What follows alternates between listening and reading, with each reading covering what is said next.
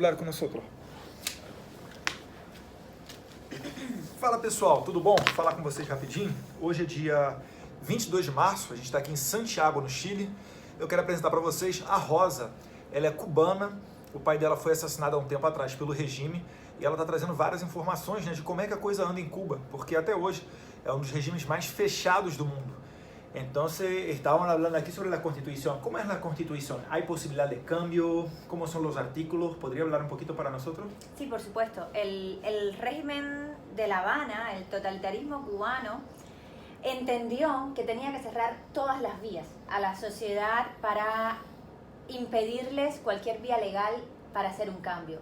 Y en los últimos meses se inventaron una reforma constitucional que vendieron al mundo como si fuera un paso en una dirección positiva, pero que en realidad es para perpetuarse en el poder. Por ejemplo, el artículo 5 establece que el sistema político es de partido comunista único y que ese partido comunista único es el rector, o sea, el director, la fuerza rectora superior de la sociedad y del Estado. Y en el último artículo prohíben a la ciudadanía cambiar la Constitución para cambiar el sistema. Por tanto, perpetúan esa opresión de partido comunista único. Pero además, en los artículos anteriores amenazan a todos los cubanos diciendo que está permitido el uso de las armas contra cualquiera que quiera precisamente cambiar ese sistema político, económico y social, que básicamente deja a los cubanos sin la posibilidad de autogestionarse, sin la posibilidad de ejercer sus derechos económicos, políticos, sociales. Los cubanos no tienen, por ejemplo, personalidad jurídica para poner un negocio. Los cubanos no pueden, por ejemplo, entrar y salir libremente del país. Los cubanos no pueden ni tan siquiera escoger el centro de trabajo al que van a ir a trabajar cuando terminen cualquiera de los niveles de enseñanza en los que están. Los cubanos no pueden decidir la educación de sus hijos. Los cubanos no pueden decidir a qué hospital llevar a sus hijos, ni pueden crear otro hospital para que sus hijos reciban mejores tratamientos, porque absolutamente todo depende de ese Estado que por Constitución está bajo el Partido Comunista. Entonces no hay posibilidad de cambio, pero mira, ¿los cubanos aprobaron a eso? ¿Cómo se pasó? Porque miré en la televisión que se pasó un referendo. ¿Cómo es eso? Eso forma parte de la estrategia del régimen para intentar vender una imagen que no es real. Es decir, en realidad lo que tenemos es un grupo de generales que mantiene el poder de manera totalmente ilegítima, que jamás ha sido escogido en elecciones libres, justas y plurales. ¿Cuántos años tienes? ¿Son viejos o no? Generales que tienen todos más de 80 años, que jamás se han sometido a elecciones libres en Cuba. La última vez que hubo elecciones más o menos democráticas en mi país fue en el año 1950.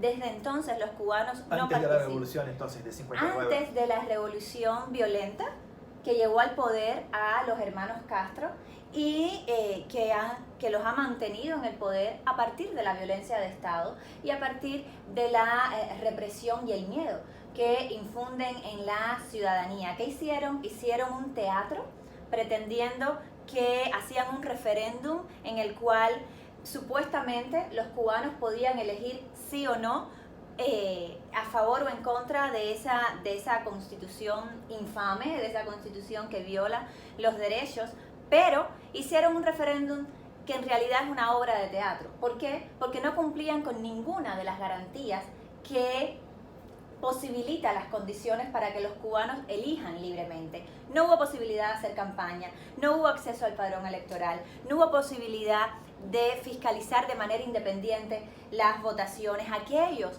que desde la oposición cubana y desde la ciudadanía salieron a las calles a hacer campaña por el no, de rechazo al sistema, fueron reprimidos con violencia, con tortura, hasta desterrados. Hubo una persona que fue desterrada del país después de haber sido golpeada delante de su familia. Su nombre es Eliezer, tiene 4 niños pequeños. Fue sacado de su casa en la madrugada, golpeado delante de sus niños y expulsado a Guyana en un avión bajo amenaza de muerte. En estas condiciones se dio el referéndum que después se vende a la comunidad internacional como un proceso legítimo. Por eso la invitación a todos los que nos escuchen es a apoyar al pueblo cubano en su derecho a decidir su futuro, a no reconocer unos resultados que son evidentemente un fraude y por tanto a denunciar la ilegitimidad de esa constitución y de esos representantes que los cubanos realmente nunca han escogido. ¿Y no hay protestas en la calle? Hay cada vez más descontento, hay cada vez más protestas. Los cubanos, incluso en medio de este ambiente de represión y de miedo, iban a los colegios electorales, ponían que no en las boletas, ponían su carnet de identidad, tomaban una foto y la colgaban en las redes sociales, aquellos que pueden tener algún acceso a internet, o masivamente también muchos no fueron en protesta a en la Venezuela se pasó imposición. eso también.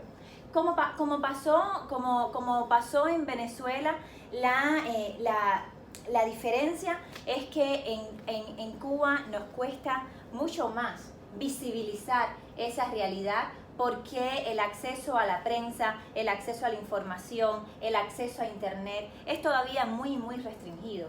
Para conectarse por una hora, los cubanos deben pagar más de $2. $2 no ganan muchos cubanos en un día. $2 es lo que cuesta una botella de aceite en Cuba y muchos cubanos no tienen la posibilidad de gastar esos $2 para conectarse durante una hora. Pero además, los cubanos lo que hacen es comprar un código que les permite tener una hora de conexión. Pero ese código está conectado con el número de identidad de la persona que lo compra. Por tanto, el régimen cubano sabe en todo momento quién es la persona que se está conectando y qué está haciendo en internet en todo momento. El nivel de control y de censura es muy grande todavía. Es como China entonces, que todo se pasa por un control del Estado. De hecho, hay Internet. mucha asesoría china directamente en la implementación del internet en Cuba, que todavía es muy pequeña, no se puede comparar con cualquier país abierto y democrático del mundo. ¿Y la prensa? ¿Cómo está la libertad de la prensa en la Constitución? Hay que entender que absolutamente todos los medios de prensa no es que estén controlados por los generales, es que pertenecen a los generales, son del Estado, son del gobierno. Absolutamente ningún medio de prensa que no pertenezca a esta mafia en el poder tiene algún espacio público. Los cubanos de todas formas lo intentan, de todas formas intentan portales digitales, revistas digitales, imprimen de manera clandestina y se las pasan. Los pasamos en pendrive, en memoria flash, en CDs, en DVDs, la información, pero esto es siempre una actividad que se realiza bajo represión.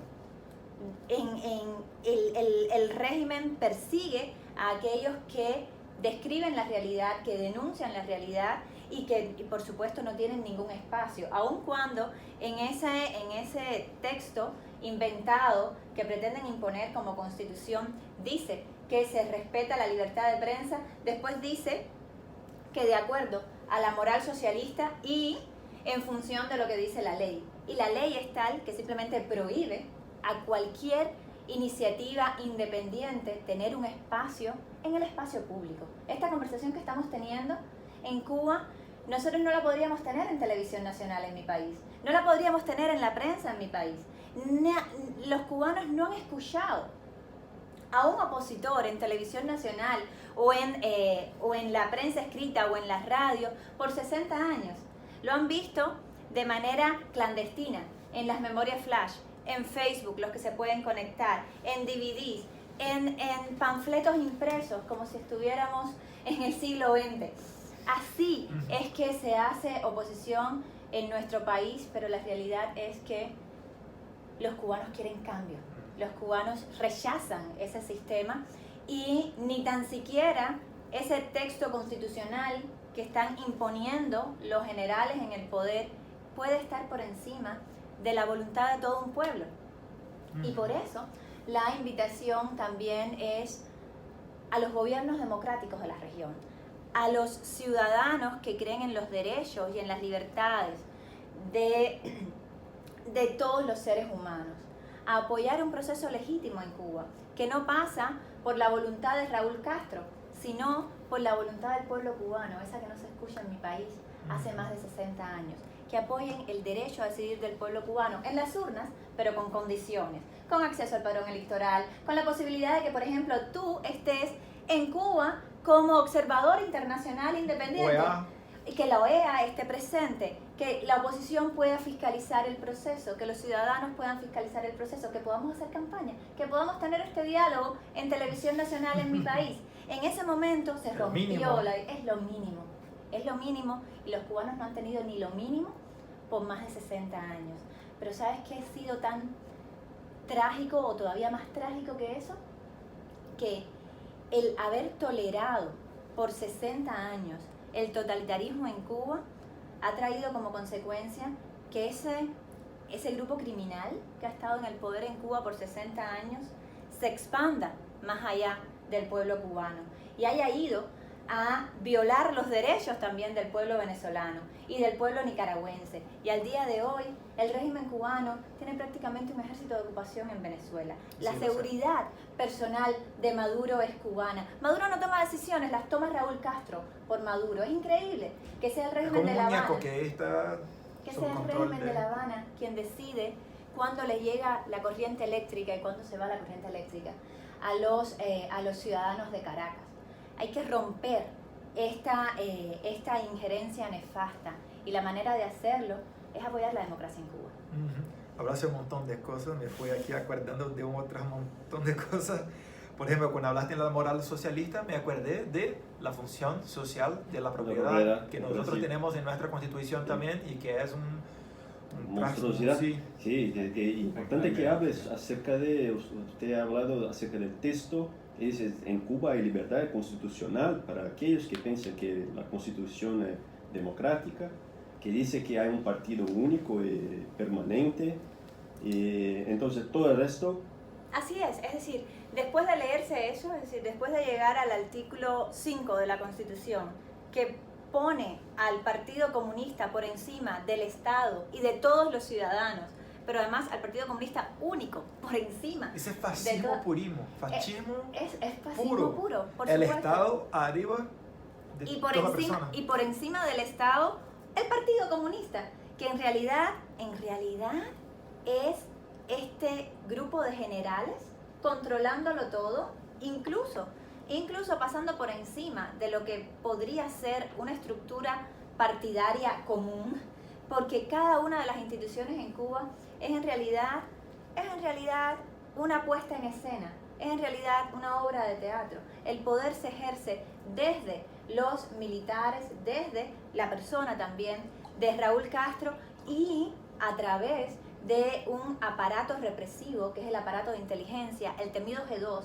que está en las calles de Caracas, que está también en los centros de detención de estudiantes en Nicaragua, que está reprimiendo a cada uno de los opositores cubanos, que recibió entrenamiento de la KGB en los años 70 y en los años 80, que recibió entrenamiento de la Stasi durante Nosotros los años muchos 80. brasileños que se fueron a KGB o a otros países, hasta Cuba mismo, y después vuelven a Brasil y hablan hasta hoy que hicieron eso luchando por democracia. Ahí está el resultado de esto. Bueno, de hecho, cuando colapsa el bloque soviético, Fidel Castro crea el Foro de Sao Paulo junto con Lula da Silva y a partir de esa plataforma ayudan también a llegar al poder a una persona como Hugo Chávez. Y luego con la plataforma del Foro de Sao Paulo, con los sistemas criminales de infiltración del G2 cubano, con los recursos del pueblo venezolano, se dieron a la tarea de propagar una agenda autoritaria en toda la región que yo creo que gracias a Dios está en recesión ahora, que han llegado al poder en América Latina gobiernos democráticos, pero que ahora tienen la responsabilidad de terminar con la amenaza autoritaria, de ayudar al pueblo venezolano, de ayudar al pueblo nicaragüense y de enfrentar la raíz del problema que está en La Habana, ayudando a democratizar Cuba y con ello garantizando la estabilidad democrática de la región. Y una duda, ¿crees que entonces esta constitución es una reacción al malo momento que está cruzando ahora el régimen? Totalmente, totalmente. ¿Por qué hicieron esta constitución ahora? Que además no hace falta, porque ya la constitución anterior era una aberración. Ya la constitución del Partido Comunista anterior decía que el partido estaba por encima de la ciudadanía y por encima del Estado y que nadie podía cambiar nunca eso. Pero en realidad la crisis de legitimidad del régimen cubano es muy grande. En primer lugar porque los cubanos nos cansamos y les estamos diciendo basta, no queremos cambio. Pero también porque el apoyo de la comunidad internacional ha disminuido mucho, porque ya todo el mundo sabe de la injerencia de los militares cubanos en Venezuela, porque el liderazgo histórico, los dictadores históricos todos o están desapareciendo o tienen más de 80 años y están intentando pasar ese poder absoluto y esos recursos que pertenecen al pueblo cubano en realidad a sus hijos y a sus nietos y a su grupo de confianza en un fraude más a la ciudadanía cubana, y por tanto están también en un momento de mucha vulnerabilidad, un momento que debe aprovechar la comunidad internacional y que está aprovechando el pueblo cubano para decirle a los dictadores basta, es hora de que se vayan, es hora de que sea la soberanía ciudadana quien recupere el poder en Cuba y nunca más un partido o un grupo de generales. Y una duda, yo tengo un amigo cubano que vive en Miami, su nombre es Orlando Gutiérrez. Me habló que en los 90 estaba ahí muy mala la economía de Cuba, pero cuando llegó al poder Lula, principalmente Lula aquí en Brasil, las cosas se empezaron y como que envió más plata para Cuba, entonces el régimen tuvo una sobrevida. ¿Es verdad eso? El régimen cubano, esta relación con Lula, el régimen cubano y el Partido de los Trabajadores, pero específicamente la figura de Lula da Silva, tienen conexiones que se pierden en la historia. De hecho, es Fidel Castro y Lula da Silva quienes crean el Foro de Sao Paulo, y por supuesto que, bueno, lo vimos las grandes cantidades de dinero que desde los bancos brasileños se pusieron en función, por ejemplo, de la construcción del puerto del Mariel en Cuba, de manera además bastante oscura, sin que hubiera rendición de cuentas al pueblo cubano de qué es lo que estaba pasando y de cómo se estaban gastando esos presupuestos. Por supuesto que la relación es muy íntima. Ahora, este es el momento para que la comunidad internacional use todas las presiones políticas y diplomáticas en favor no de convencer o no a ese régimen criminal de una cosa o de otra, sino de apoyar al pueblo cubano, directamente al pueblo cubano, por todas las vías políticas, por todas las vías diplomáticas, por todas las vías de toda índole, siempre que sean pacíficas, en el derecho que tiene el pueblo cubano a decidir su futuro, a ir a un proceso legítimo. Y una última duda. La OEA y Estados Unidos no reconocieron a las elecciones de Maduro por cuenta de la falta de fiscalización, la falta de transparencia en las elecciones, por cuenta de la represión, las protestas y todo eso. En Cuba se pasó la misma cosa y la OEA y también Estados Unidos no reconocen a Miguel Díaz-Canel, nombre es complicado, este apellido.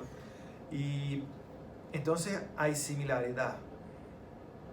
¿Crees que Brasil entonces también no, para que no reconozca por una cuestión de coherencia, como si nosotros no reconocemos a Maduro como el presidente de Brasil, igual también nos deberíamos reconocer a Miguel como el presidente de Cuba? Totalmente, los cubanos jamás escogieron en elecciones libres, justas y plurales a Miguel Díaz-Canel ni a Raúl Castro. Tan ilegítimo es Nicolás Maduro como ilegítimo es Miguel Díaz-Canel. ¿Y sabes lo peor?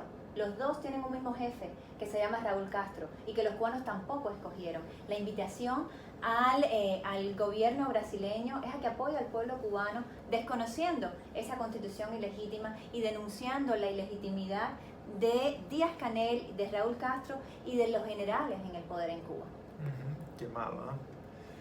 Entonces, Rosa, muchas gracias por hablar. Gracias. Estamos grabando, muchas gracias. Estamos grabando este video Estaban pensando en hacer un live o no, pero preferimos grabar y después ver lo que hacemos con él. Pero me gustaría decir que cuando yo hablo de Cuba, es necesario siempre hablar que una cosa es el régimen, otra cosa son los cubanos. Entonces son personas buenas, personas de bien. Siempre cuando salgo de Brasil y miro a un cubano, notoriamente en Miami, que está más próximo, siempre son personas que están trabajando, son personas alegres como nosotros también, muy amistables. Entonces es necesario siempre hacer esta separación. Y además, por veces se puede pensar que como hace mucho tiempo que el régimen está ahí, como 70 años, que está la misma cosa, el autoritarismo, la dictadura y todo eso, se piensa que, mira, creo que no hay más posibilidad de ocurrir el cambio. Pero te digo otra cosa, ahí está la tecnología a nuestro favor. Y las generaciones más jóvenes tenemos asco del autoritarismo. Entonces no hay nada que se permanezca para siempre. Es como que una palabra de esperanza. Y si te quiere hablar algo ahora, yo no tengo tantas personas que me siguen, pero hay algunas sí que te escucharían y con certeza estarían dispuestas a oír o que tenés a hablar si quiere hablar alguna cosa más, acrescentar para Brasil. Sí, muchas gracias. Muchas gracias, Eduardo, por darme la oportunidad de hablar con las personas que te siguen. Comparto totalmente tu opinión. Hay mucha esperanza para Cuba, hay esperanza para Venezuela, hay esperanza para la región y además creo que el momento es ahora. El momento de actuar, el momento de terminar con el autoritarismo en nuestro hemisferio es ahora y es hora además de unirnos en favor de esa liberación. Solo una otra última cosa que me acordé aquí ahora. Habla un poquito de su historia. Me habló que su padre se fue asesinado por el régimen. Una duda, y estamos hablando aquí, y para usted que no sabe, ella se va a volver a Cuba.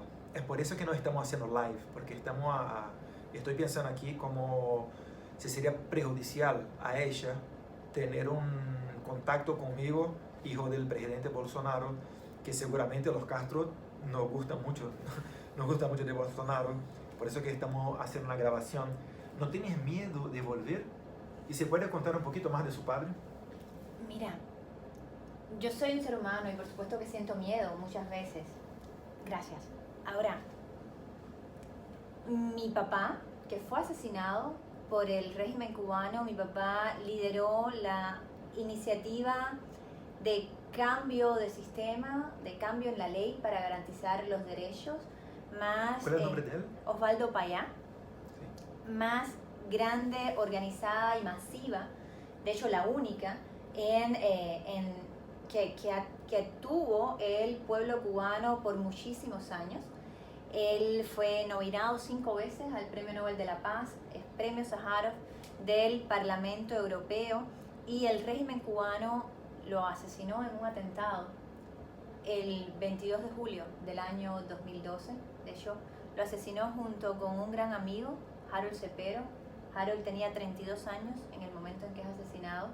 Era el líder joven más importante del movimiento que mi papá fundó. Pero mi papá nos decía, y le decía al pueblo cubano, a esa ciudadanía que seguía el camino que él abrió de cambios pacíficos, les decía, está bien tener miedo, pero no nos vamos a dejar dominar por el miedo. No vamos a permitir que el régimen determine lo que hacemos o no hacemos. Y así intento yo vivir mi vida, sin que el miedo nos domine.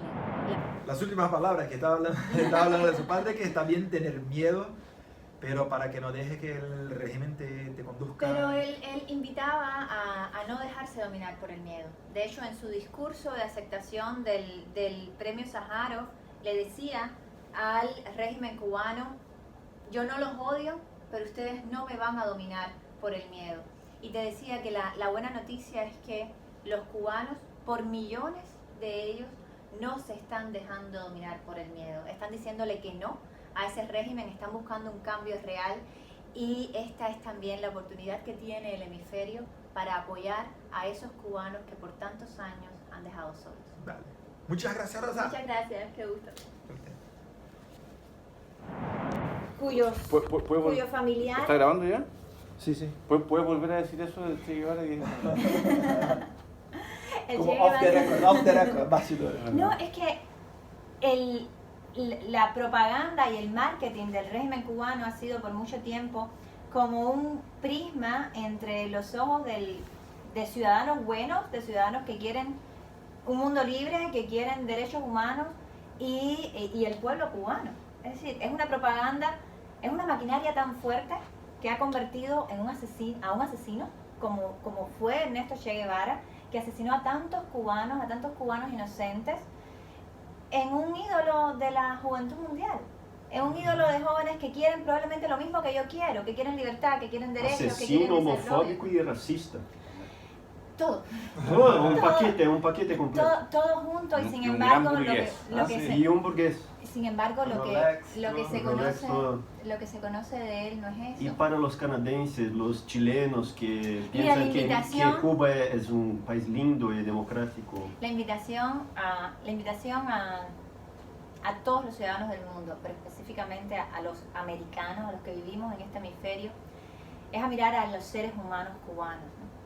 Y a ponerse en sus pies y en su lugar. Y no poner a las ideologías o a la propaganda o al marketing o a la derecha o a la izquierda por encima de los seres humanos. Eso es todo. Los turistas que van a Cuba y vuelven a Brasil diciendo, no, estuve en una casa de cubanos y hay libertad, estuve en una Buena casa... salud. Buena salud, todo es bonito, todo está bien. Todo es verde. Porque solo se va para allá que está de acuerdo con el régimen. No más, pero hay un complejo que se deja al turista entrar en una parte de Cuba que es para el turista. Sí, no se mira la realidad. Ese hecho como artificial. Está diseñado así, es decir, el régimen se encarga de diseñar el camino y las estancias de los extranjeros que llegan a Cuba, mostrándoles una realidad que no es la que viven los cubanos. Pero no es tan difícil cascarla, no es tan difícil salirse de la ruta y conocer la realidad que viven los cubanos, ¿no? Y en lugar de ir a la farmacia en dólares, ir a la farmacia a la que van los cubanos donde no hay ni aspirinas, ¿no? Desde luego, desde luego. ¿Tiene una reunión ahora con el canciller? Sí. Sí, está bien. Y nosotros también tenemos otra reunión.